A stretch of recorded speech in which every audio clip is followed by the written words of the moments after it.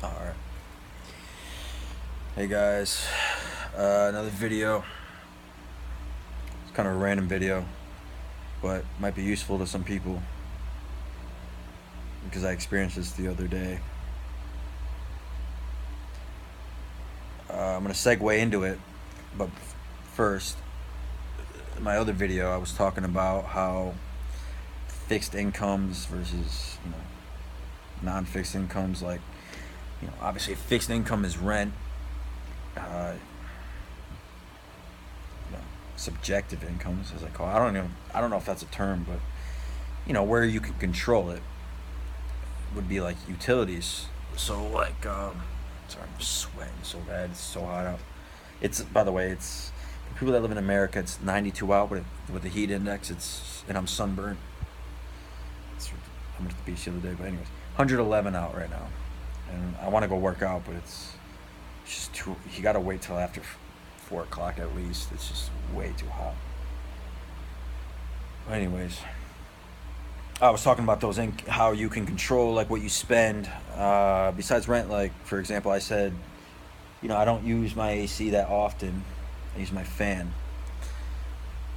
at night, and it's bearable. I mean, at night especially because like if you fall asleep. I mean, there's a sleep timer on it on your AC machine, but what if I don't trust that? But I just use my fan at night,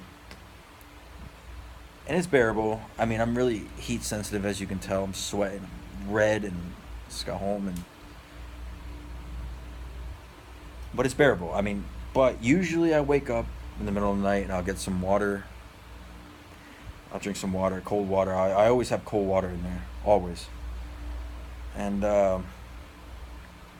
one day, one day last week, I left my water out of the fridge and it was this much left. And I don't know what I was thinking. I was just like, I wasn't even paying attention to it.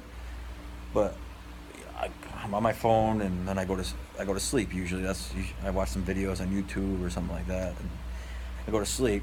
So I was probably around like 10 o'clock, and I wake up around like 12:30, and I'm like so thirsty. I'm like, okay, like usual, and I go drink some water, and there's this much left, and it's so warm, and I'm like, oh my god.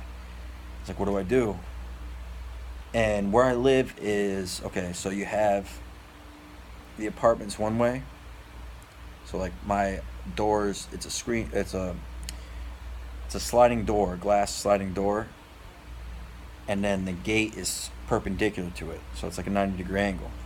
And they lock the gates after a certain time, but you have a key where you can unlock it. If you need to leave, you can leave. So I was thinking, I was like, oh yeah, I need to get some water. And I'm like, oh wait, no, I don't want to start my bike because I don't want to wake people up because they're really close to each other. Literally, I can just show you. Hold on, real quick. This is it. Okay, so this is the door, and then that's my patio, and then that's the gate right there, and then that's where you park your bike. So, that being said, I want to be a considerate neighbor. I don't want to wake people up. I was like, okay, I'll walk, not knowing what was going to happen next, but. So I open the gate, whatever, lock it, and I start walking. And where I live, let me describe it. So from here to where there's a water station where you fill up. In Thailand, there's water stations. It costs a baht to fill up a liter of water, which is 3 cents in America. It's a good deal, and it's clean. It's UV treated. I've been drinking ever since I got here. I've been drinking from that, so nothing's happened to me yet. So I think it's all right. But anyways, on the way there's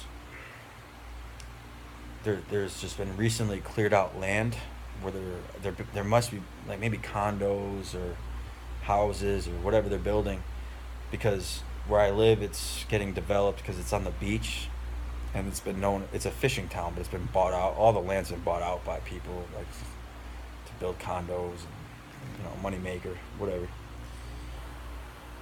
So anyways, I start walking there, and there's a bunch of land. Like I said, I drive by there every day because I have to go there to work every day.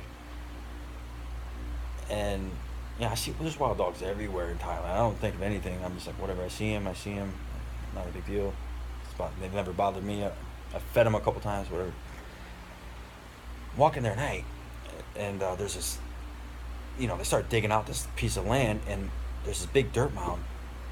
And I hear a growl, and then I look, and I see the dirt mound, and I see this dog. I could, there's no street lights yet where it's at, but you could see its teeth. It's crazy. It's growling at me, like it's a pretty big dog. I would say it's not a pit bull, but probably that size. It's pretty big. So I'm like, okay, well, whatever. He's far away. But then, like 10 seconds later, there's like a domino effect. It's like three other dogs that start growling and start like, I can hear them like running, and I'm like, oh my god. Oh, now I'm starting to get scared. So at first I was gonna run back with my water bottle, but I'm like, no, no, no, I'm really thirsty. Like I'm sure they won't do anything because they've never done anything to me before. But the growl, and I've never heard anything like it. Like you, you know something's gonna happen. Something bad's gonna happen. So I'm thinking, like I said, my first instinct was to run back, but I'm like, okay, no, just keep walking. And then I had another instinct. Okay, I looked around and I saw like a stick. It wasn't even a big stick. Literally, it was like maybe 2.5 feet long. I could have could snap it in half with just, just going like that. But the dogs don't know that, so I pick it up and I start, you know, getting like parallel to where they're at, and they start one of them is like coming out in front of me. One of them is kind of like in back of me. And there's two of them like coming towards me, and that means they're gonna attack. They're gonna attack you because they're territorial towards their land. So there's like a leader of the pack, I think, because he's the one that came. He's the one that initiated. The one that was on the dirt mound is the one that came at me first. He didn't come at me, but he was coming at me like slow, but his teeth were showing. As soon as he came within like maybe, I'd say 8 feet, I started swinging at him, like swearing at him, like yelling as loud as I could. And he ran, or she ran, whatever it was, and they all ran, right? So I'm like, okay, I'm good. So I fill up my water bottle. I'm like, oh my god, I gotta walk back. What am I gonna do? They're gonna come after me. So I'm like, okay, maybe I could take another route, but there's other parcels of land that are vacant, and there's probably dogs that are took that territory too. So I'm like, oh man, just do what you just did, and I'm sure you'll be all right.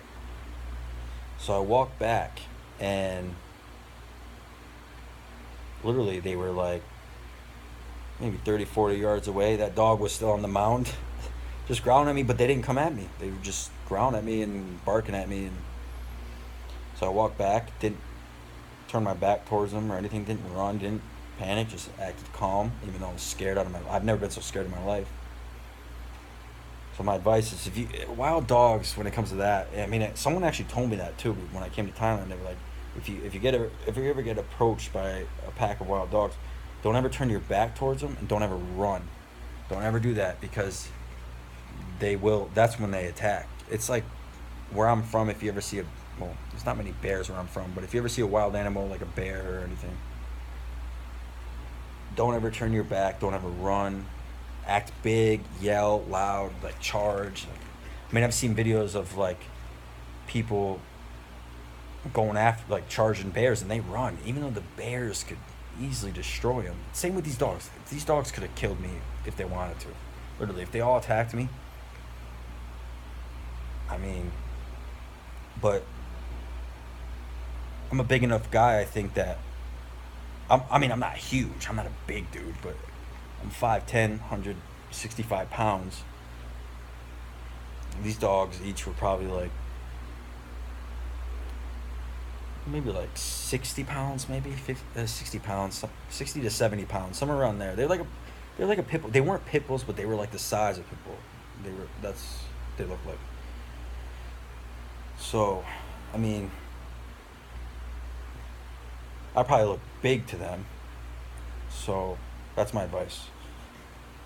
If you ever get approached by a pack of dogs like that, don't turn your back, don't run, just pick something up. Even if you don't have something to pick up, luckily I did. I mean, someone must have been looking out for me up above because there was a stick right there. Like I said, it wasn't a big stick, but um, I swung it at him and he ran. He ran. So did his friends. His friends ran too. So, yeah, that's my advice. Yeah.